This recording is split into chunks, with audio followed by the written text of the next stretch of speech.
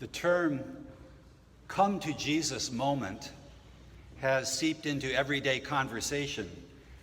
Back in the day when I was working in Silicon Valley, whenever a manager faced a rapidly approaching deadline and wanted to be sure the product would be ready for delivery on time, the manager would gather the team for a come to Jesus meeting. It was a moment of reckoning. Each team member would have to report on the status of their deliverables. Would they pass quality assurance? Would everything be ready to ship on time? A come to Jesus moment.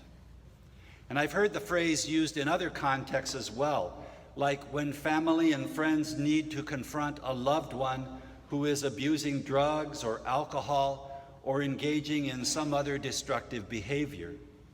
They sometimes call that intervention a come to Jesus moment. As I understand it, the phrase originated in the evangelical revival camps of the 1920s, when evangelists exhorted people to come to Jesus, and sinners would walk down the aisle and come to the altar to repent of their sins and ask Jesus to come into their hearts. In its purest form, it's the kind of moment when you realize what is most important in your life. It's an aha moment in which you reconnect with those basic values that you've lost sight of in the daily grind of making a living, deciding what to have for dinner, folding the laundry. It's the clarifying of priorities that can come, for example, with a brush with death, say in a car accident or a sudden health problem. In its purest form, a come to Jesus moment brings you back to what you know is true and good and beautiful. So welcome to today's gospel. Two of John the Baptist's disciples follow Jesus. And Jesus turns around, sees them following, and asks him, "What are you looking for?" It's not a question about finding lost car keys or a misplaced cell phone. It's rather about their deepest desires, what they most want from life, what they most cherish and value and long for. What are you looking for? Because our deepest desires have something to do with what God is calling us to. To paraphrase a popular theologian, the place God calls you to is where your deepest desire meets the world's deepest needs. What are you looking for? Underneath all the surface wants to be billionaires, to look like George Clooney or J-Lo, underneath all these surface wants, what is your own deepest desire? The disciples reply that they want to know where Jesus is staying, where he lives. This is code. It's a way of asking not just where he lives physically, but more. What drives him? What is he about? Why does he do the things he does?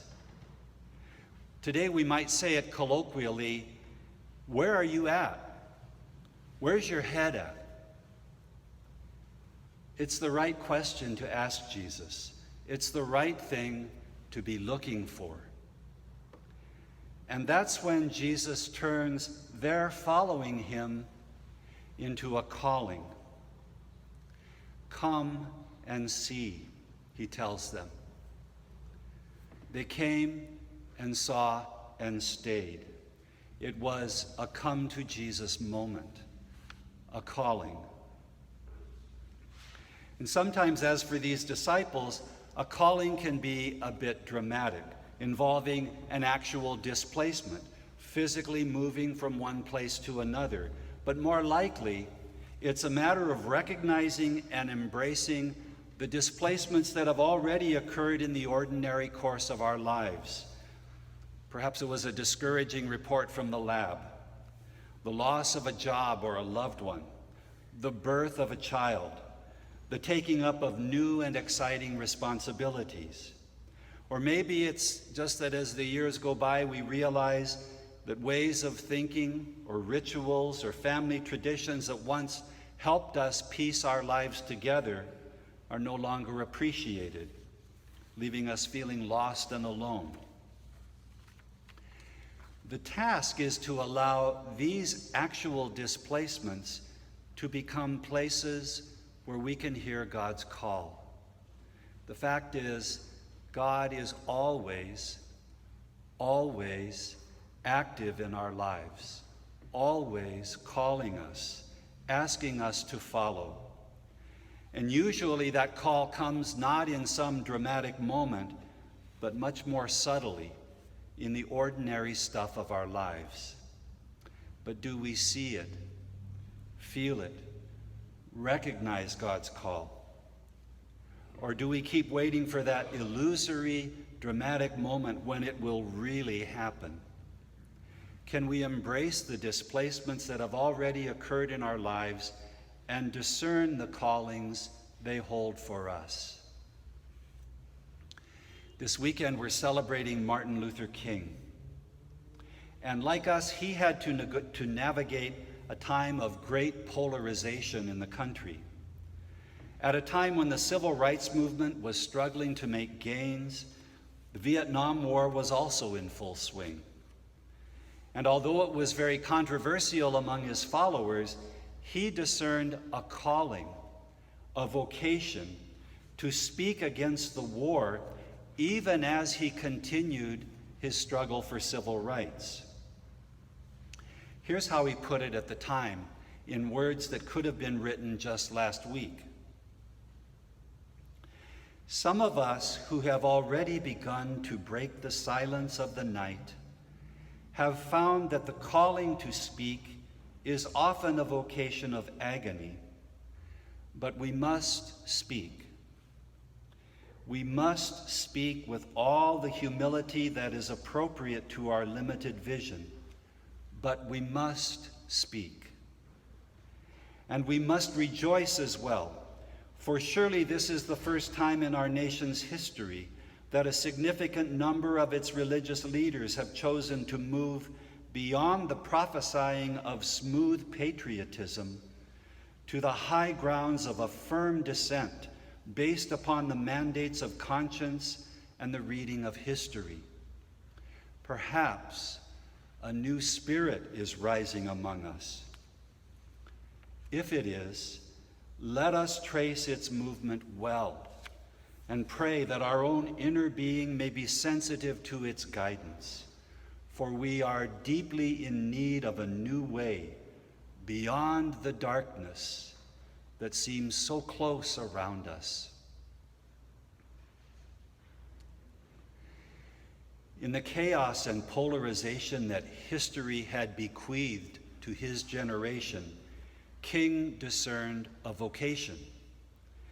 It was for him a come to Jesus moment, to reach deep into his heart and his faith tradition and speak a prophetic word. Perhaps the coming week, with its inaugural celebration, is our come to Jesus moment. Perhaps in this moment we, like Dr. King, need to reconnect with our own deepest values and desires and discern what God may be calling us to in this moment. Whether we join a march or call our representatives or hold a sign for a meal car at Mission Police Station, the questions that Dr. King wrestled with are ours as well. How will we speak? How will we break the silence of the darkness that seems so close around us?